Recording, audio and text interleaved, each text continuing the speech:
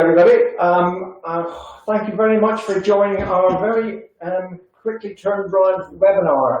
I'll do some brief intros. My name is Peter Cruikshanks. I'm an accountant. I run a business called Outside Management. I'm a business coach, and I help SME business owners plan their future and get a better lifestyle and a better value for their business. Introduce to Debbie. Hi, I'm Debbie McTaggart. I'm an employment lawyer, and I'm working with Haddletons Law. Okay, Paul? My name is Paul Simpson. I'm from the Business Hub. I work with SMEs to help them grow their sales, particularly in challenging times like we have now. So we're not big webinar people at the moment, so we're going to have to do a bit of technology to move from screen to screen, if that's okay. And we'll ask you to post some questions in the Q&A panel, if that's okay. So if you just give us a second, we'll sort that out.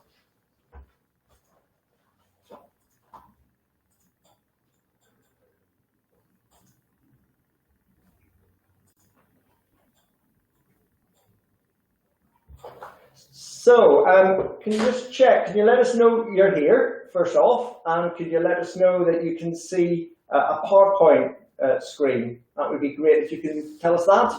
Thank you.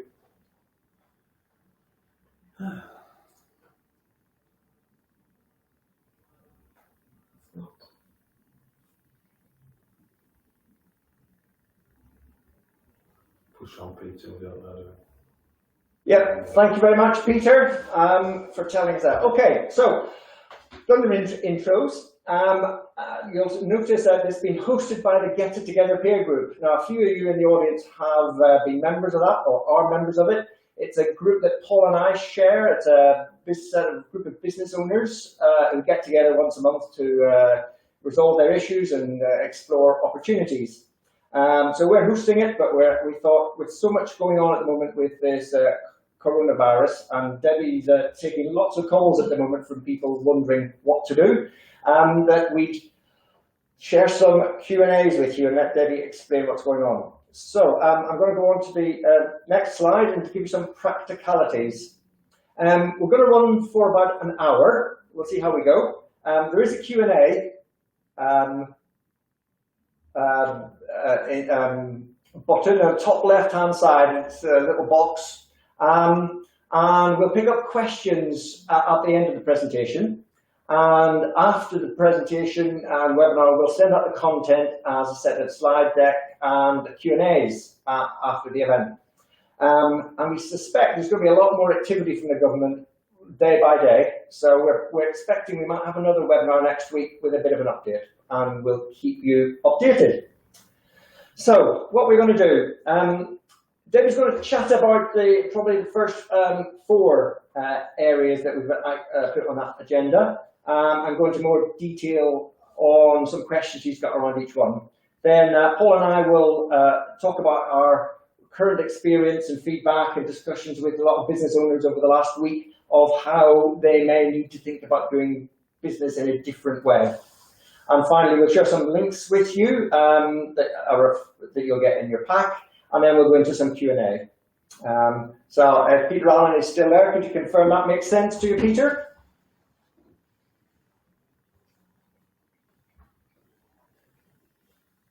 Oh, he's disappeared. Anyway, we're going to move on to the next slide. Perfecto, Peter says. Okay, sick pay. And over to you, Debbie. We've got about 4 questions to run. Over to you. So firstly, what's payable if an employee self-isolates? So that's statutory sick pay. An employee who self-isolates is now deemed to be sick for the purpose of the SSP legislation. They're entitled to statutory sick pay, which is payable for 14 days if they're self-isolating. If they go on during that period of self-isolation to become sick, then obviously they remain sick and the statutory sick pay continues to be payable. In terms of whether or not you can get that reimbursed, the government are agreeing to reimburse SSP for the first 14 days for employers with fewer than 250 employees if their employees are off sick with a sickness related to coronavirus. So if an employee goes off sick for something unrelated, the existing system applies, no payment for the first days, and then they become entitled to their SSP. If they're off sick with a coronavirus-related illness, after they're entitled to payment from day one. The next question that I've been on the phone most of the week with coronavirus-related questions. The next question people are asking relates to company sick pay. So company sick pay depends on what the terms of the scheme that your business is operating are. Usually, in most cases, it'll either be discretionary or it'll be set out in a policy that you have. You need to check the terms of your employment contract. If it is discretionary or if it is in a policy, then you can amend that policy. But it's important that you set that up for your employees now. So some of the clients that I've been talking to are reducing the time that they're paying company sick pay, perhaps only paying it for 14 days, maybe not paying it for periods of self-isolation. But you must be clear with your staff and advise them when you're going to pay it and when you're not. If your contract of employment provides that you're paying company sick pay in any event, so it's not discretionary, then I think you should take legal advice. If it's discretionary and you usually pay it, tell your employees that you're not going to be paying it in this period due to the circumstances, because the usual circumstances would be that you shouldn't unreasonably refuse to pay company sick pay, so you'd need to justify why you're refusing it. In terms of vulnerable groups, I presume you all know what vulnerable groups are. They're the people over 70, the people with pre-existing conditions. They're all set out in the government guidance. Employees in that category should work at home if at all possible. If it's not possible for them to work at home, it's my understanding that they're likely to be entitled to SSP for the period that they're not able to work. If they want to continue working, I recommend that you meet with them and discuss whether that's advisable with them. I have spoken to a number of employers about this. I know that some are sort of trying to isolate the vulnerable within the business. So if they normally work in an open plan office, perhaps trying to put those that are vulnerable within any any restricted office space that they've got, or maybe sort of keeping them the 2 meters away from everybody else. But you've got a duty to protect the health and safety of your employees. So if the advice is that they're strongly advised not to come into work, my view is that you would need to have a record of why they're coming in order to satisfy anybody looking at it later that you've considered their health and safety. Existing absent management procedures. So most contracts of employment provide that employees will be, after their first 7 calendar days of absence, on their 8th day, they need to get a doctor's certificate. Doctors aren't providing certificates for coronavirus, so you're going to need to be flexible for that. The government have talked about having a temporary alternative which would be available from 111. I don't think that's available yet, and I'm not sure whether it's going to be. As I say, be flexible about the evidence that you require. And then the other thing to bear in mind about your recording of absence and everything is in terms of how that triggers any sort of absent management procedure, you might want to disregard coronavirus absences. Okay, that's it on sick pay. Yeah, thank you. Unless you've got anything you want to add? No, it's good. Please, No. Working from home. So working from home, you can't, if the employee's never worked at home before and there's nothing in the contract that allows you to require them to work from home, there's no means by which you can force them to work from home. if they are in a situation where they're in isolation and don't want to work from home, then they're on SSP. So you would wonder why they wouldn't want to work from home, because if they're in isolation but can work, then they will be entitled to be paid in full. And anybody who is self-isolating, if you can set them up to work from home, then they can work from home. Can I ask you a question on that? Yeah, go on. So if you've got somebody who's saying, I work at home, but I can't work at home because I haven't got a desk, I haven't got a laptop, and like, should you be supplying them with one, or what's the situation there? No, I don't think there's any requirement on you as an employer to supply them with any facilities. In these times, you would expect everybody to do their best to find facilities to work. I have heard, I did have a client ring me up whose employee was refusing to work from home without separate Wi-Fi facilities, because he thought it was unreasonable for his employer to insist he uses his own Wi-Fi. Again, if you're in that situation, I would take legal advice. There's an argument that if an employee is cannot perform his contract because of the circumstances and is refusing to do so, whether the contract is frustrated as a result of that. But then you get into all sorts of technical legal arguments. So I would say take legal advice if you're in that situation. Okay, thank you. How can I manage it? Right, You guys. question mark, how can we manage everybody who's at home? Paul, have you got experience of working with lots of people who are based at home? So I think it's all those rules are right out the window right now. There's many channels out there. So Slack is the one that we use a great deal here. So for me, get yourself a channel set up that you can communicate. On Slack, you can use private communication as well as group communication.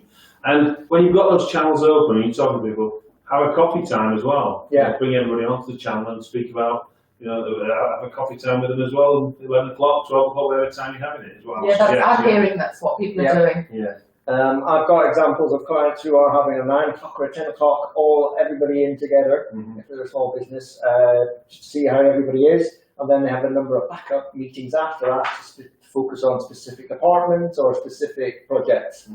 And then they've got their sort of to-do huddle for the day, and then they have a catch-up at the back end of the day.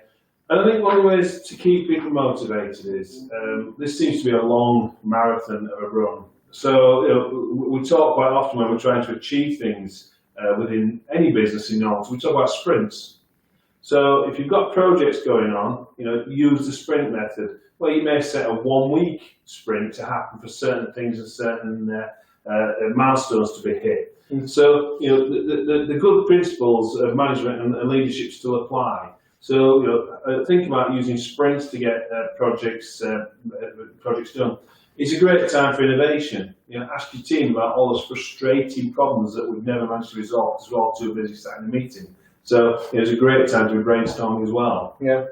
I suppose some folk have got their to-do lists and use the various apps or computer tools to have their to-do lists or their prioritized tasks or whatever. For those of you who haven't, I check out the likes of Monday.com or Trello or the few Kanban type applications out there on the web. Most of them are pretty cheap or even free. And you can use that to share task lists with people and progress what they're going to do throughout the day or throughout the week. And I guess on motivation, you've got to keep in communication, find ways to encourage people to take breaks when they can, and communicate, because it's a bit of a lonely place when you're at home.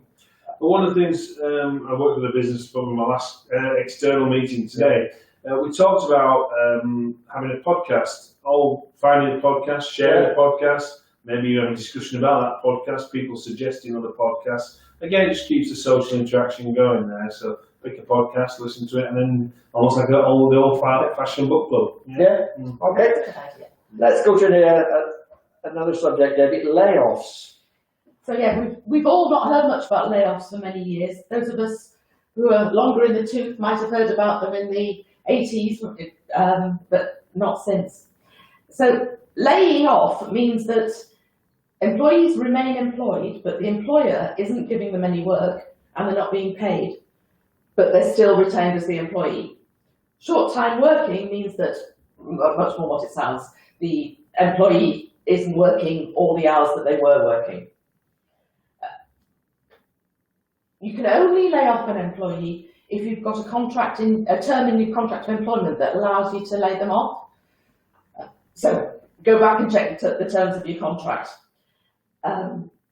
You can't lay them off without that contractual right. Mm-hmm. The other thing to bear in mind about a layoff is that if you lay off your employees for 4 weeks or more, they can claim redundancy, statutory redundancy, but they can make an application against you for redundancy. So from where we are now, in 4 weeks' time, whether people will be wanting to seek an application for redundancy, I don't know. I suspect not, but yeah. I think on that one, you mentioned contracts a few times, Debbie, and for a lot of companies, they may be shutting the stable door after the horse has bolted. So I think there's a lesson here for all of us. When we're all through this nightmare situation, we should go back to those basics. Make sure we've got decent contracts of employment. Would you agree with that? Yeah, I would. Yeah, entirely. And if they don't have a clause, but they do want to lay off, what's the approach? If you haven't got something that you can require employees to do in your contracts, the only approach you can take is to discuss it with them. And generally, in all this, everything that's going on, the first step would always be to talk about it to your employees. Yeah. I mean, we all know what's going on. We can all see. I had a client ring me yesterday. He wanted to dismiss all his employees who were on isolation. And I said to him, you can't do that. They're all going to make claims against you. And he said, but I'm not going to have a business in 6 months because I can't afford to be paying all these people who aren't doing anything because no money's coming in. So out of you've heard quite a bit there. Does any of this resonate with anyone? Has anyone had any of these experiences? Please share that in the chat as we go along there. Thank you. Thank you. Another question, Debbie. Am I restricted to who I can lay off? You can only lay off those who are available for work. So you can't lay off people who are already isolating or who are already off sick. And then, obviously, as I say, back to the contract terms. Okay, and we have another question that people have put before. Employees laid off entitled to sick pay? Yeah, if they're sick during the period of layoff, then they're entitled to SSP. And also, during their period of layoff, they're acquiring their holiday. So they would be entitled to take holiday and be paid for the holiday. Okay. And somebody else asked me a question about redundancy. So if they are laid off and then later made redundant, the redundancy calculation is based on their salary before they were laid off. And similarly, if they're put onto short-time working, again, that's a temporary arrangement. It's not a variation to their contract. So any redundancy payment after a period of short-time working will be calculated on the basis of their normal pay. Okay. Thank you. I've got another question from somebody who said, I'll just get the question in front of me. It was this one. Can you confirm whether we can use SSP to help pay staff who are self-isolating due to being vulnerable themselves, or if they're looking after a vulnerable household member? So if you've got a vulnerable household member, the guidance is that they should be isolated within your home. You can't claim SSP, they can claim SSP for the period when they're self-isolating, and that could be 12 weeks or longer, depending on how this goes on. But the rest of the family can't. They should be self-isolating within the home. And anybody else who believes that they have symptoms may then self-isolate for 7 or 14 days according to the rest of the circumstances, but not for the entire period. Okay, thanks, Debbie. Got another area for holidays. So yeah, another question people have asked is, can the employee take annual leave to cover a period of isolation? The answer to that is yes. And then when they're taking holiday, they would be entitled to their normal holiday pay. You can't require them to take holiday instead of sickness, but they can choose to do that. Requests for leave can be refused. So if they are, I had a client yesterday said they couldn't have everybody who was on self-isolation then decide to take holiday pay because they couldn't afford to do that. So you could refuse leave, providing that where you are in the holiday year, so providing that your refusal doesn't stop them taking, but yeah, it doesn't stop them taking their holiday pay. Okay.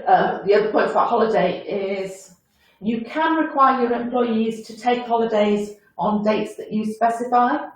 So one of the suggestions we've made to people is that you might want to specify that they take perhaps a week's holiday now or sort of within the next few weeks, and then another one sort of in a month or two's time, so that you're not in a situation where everybody's got lots of holiday back in sort of as we get to September or October or when everything starts to improve. Okay, we've just had a question come in. What is the legal situation if a site is closed down for a period of time? That raises a load of different scenarios. I'm going to be a lawyer and say it depends. So I suppose it's the reason why it might be closed down. If it's closed down because the employer can't provide them with work, but the employees are available for work, then they would be paid. They will be entitled to be paid full pay. If it's closed down because Public Health England have been in as a result of somebody becoming ill at work and have concluded that it's not safe for everyone to be there, then people are all going to be then self-isolating. So that might be an SSP situation. I think it will depend on the facts as to why the site's going to be closed down.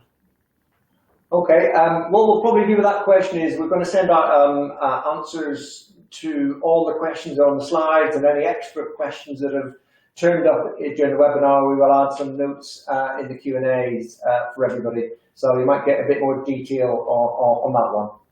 Okay, if you've got more questions for Debbie, if you please put them through the Q&A chat box on the left-hand side of your screen. We're going to often talk about a few other practical and business management things, and then we'll come back for some more Q&As towards the end of the webinar. Okay, so I guess we are in unprecedented times, and we're all wondering what to do. And we're hearing Boris Johnson's on TV every day, and there's a chancellor throwing money at us every other day. So we're definitely in a very different time. So how do we think about our businesses? So we've got a few thoughts to share with you. There's a collection of things we've heard from folk probably in the last week, although probably even more acutely in the last 2 or 3 days, since probably Tuesday when things kicked off. I think it's been kicking off a lot. Yeah. It's sort of magnified in the last week. True. So I think some people will feel like this is a recession again, or I've been through a recession and this looks like it could be a big one. So what do we do in a recession? We tend to look to reduce our costs, try and share some of that pressure with suppliers and staff, and short-term working and layoffs like Debbie talked about. The other things we do is we try and get our cash in as quickly as possible and get much more attuned to forecasting our cash flow, because we were aware that people might be going bust. I heard from somebody today about a customer going bust, and they weren't going to get any more money out of them. So go chasing your debt, and equally raise invoices as quickly as possible when you've delivered your service or you've delivered your product. Don't wait till the end of the month just because you always used to.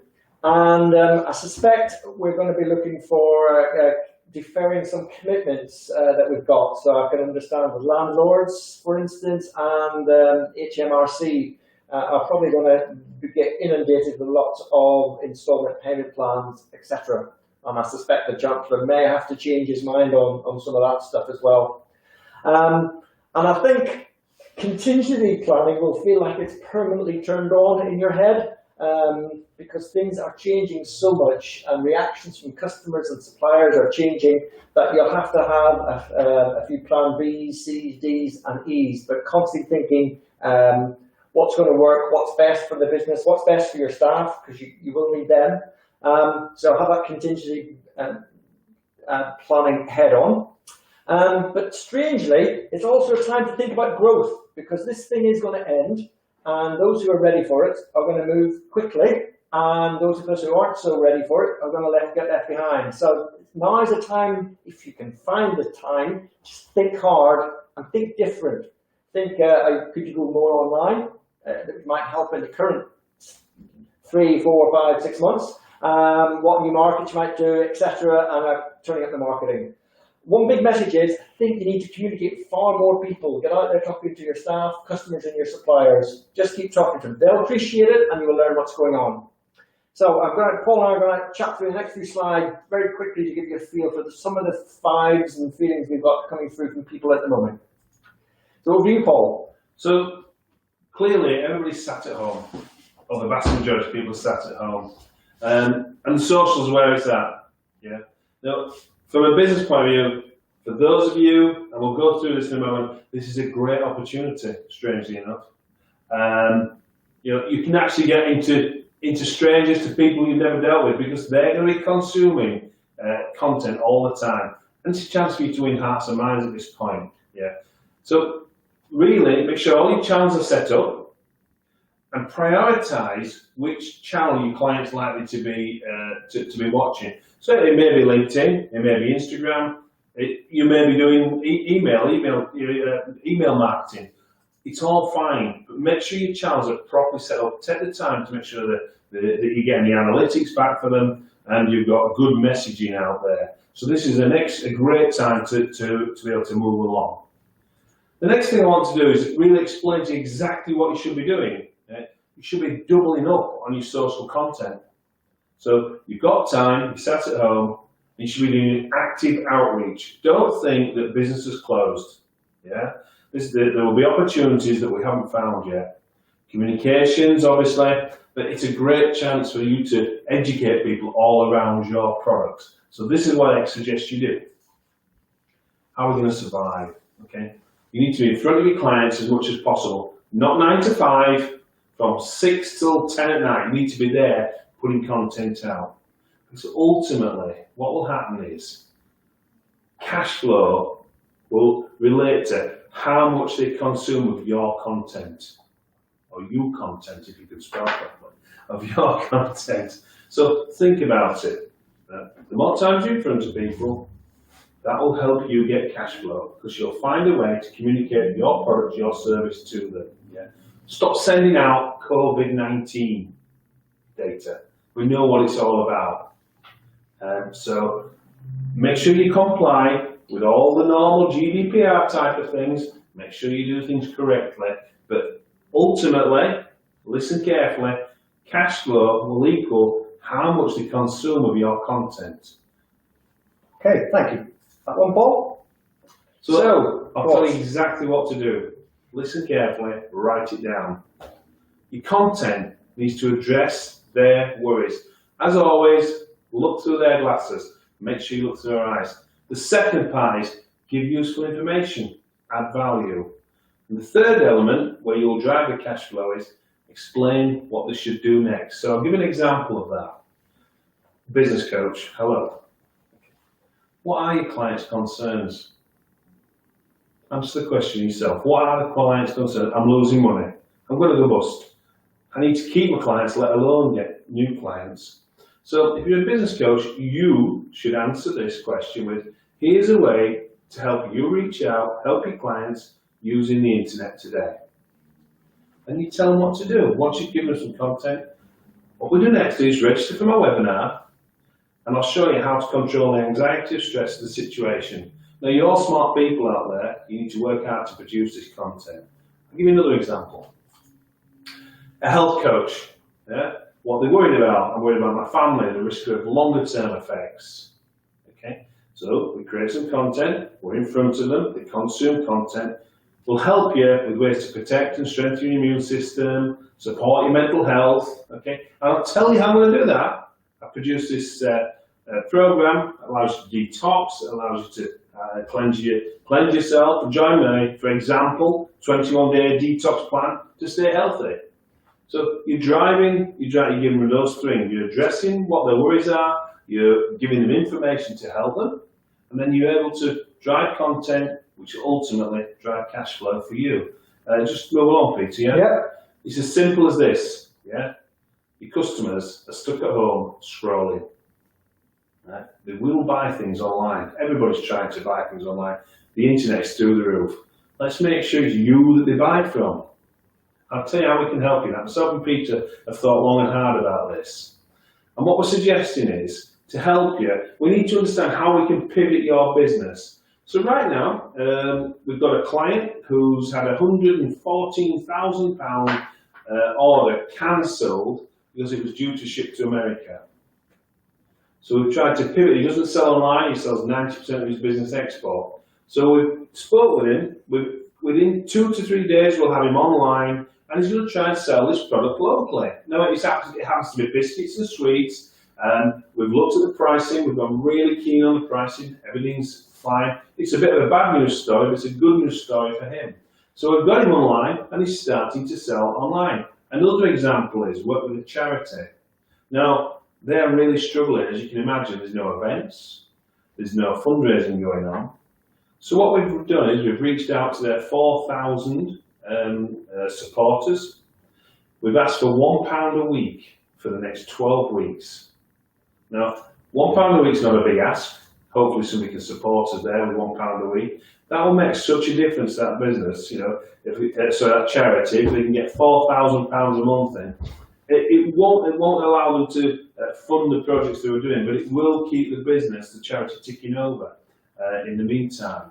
So it's as simple as this. We've just come on here today. As you can see, it's very pushed together quite quickly. And what we're going to do is we'd like you to book a call with myself or Peter, and we will have a strategy call about how can we think we can pivot your business. What else can we do online? Yeah. Ultimately, you know, we're going to create a Get It Together mastermind group, which is going to be launched next week. That will be online. So because of the technology we have, we're going to have to show you the calendar link, or on the next slide we've got mine and Peter's email addresses. You're welcome to email any of us. We'll put. You'll get these. They will get these anyway. Oh, thanks, yep. Peter. Yep. And what we'll do is we'll just take 30 minutes to speak to you. There's nothing else in that. You know, we're going to talk to you about launching this online mastermind group, which is all about helping everybody businesses to keep growing, and we'll add our value. We'll talk to you about that. But right now, we just want to help you. Very quick slideshow there from me, thrown together quite quickly. Thank you, Paul. Peter. Okay. You'll also get in your pack some of the useful links to both government and ACAS websites, constantly changing. Does take a bit of reading on the government stuff. The ACAS one's probably The ACAS one's easier. and it's all probably going to change in half an hour. Yeah. As we get the chancellor's talk.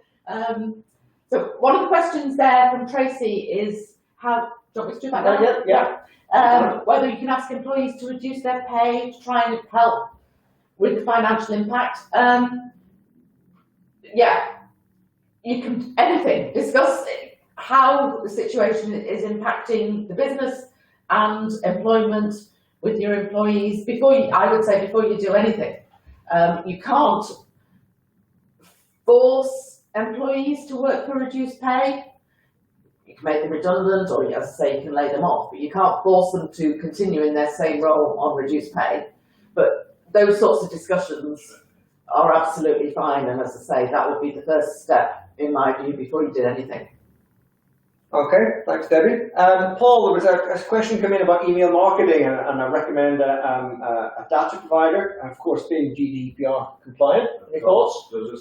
So, as you know, and don't mean to picture, you know, I developed my own system for finding data and actually marketing with data. So if you want to have a conversation about that, and the great news is we use video in it as well. So that would be, you know, what one of the ways I would go. There are many data suppliers out there. I've got to be honest, I found them a bit hit and miss. So what we'll do is we'll pick up with you later, Peter, and ask you who you want to speak with. I think that the system that we've created is probably one of the best, and I've had a lot of success with it, Peter. Yeah.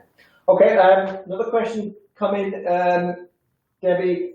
So another thing that I've had is one of the things I've discussed with some HR people is sort of what you do with how you sort of categorise employees.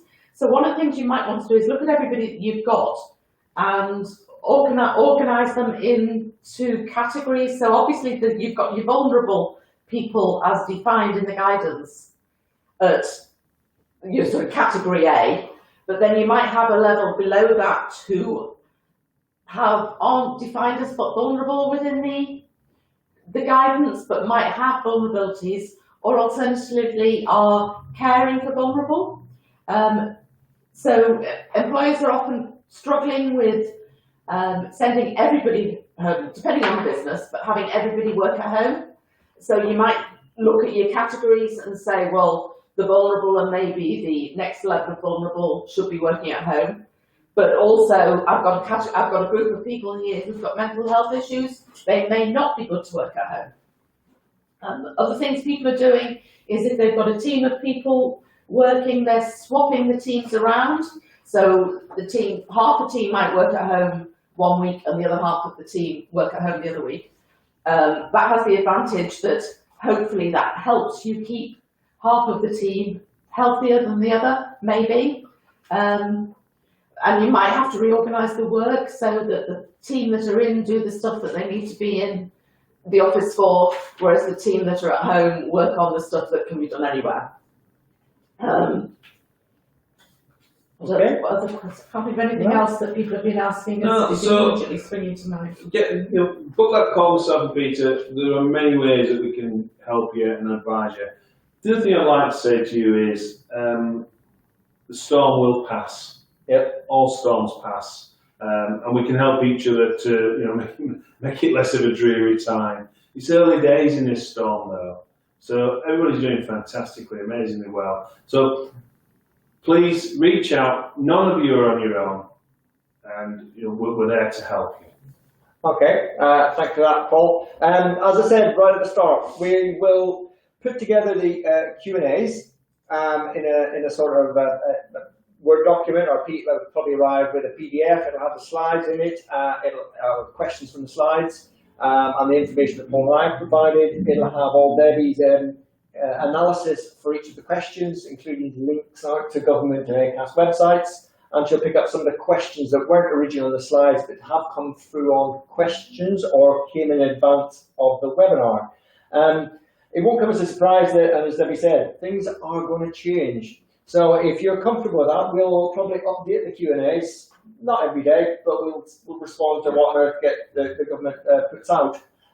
So we'll probably be sending you some updates on that and letting you know what the government has suggested. Yeah. So really, thank you for your time. Thank you. And I hope you have a safe weekend looking inside the house. And try and keep fit and healthy. So thank you very much for your time, and we'll speak soon. Thank you. Cheers. Thank you. Bye. Bye.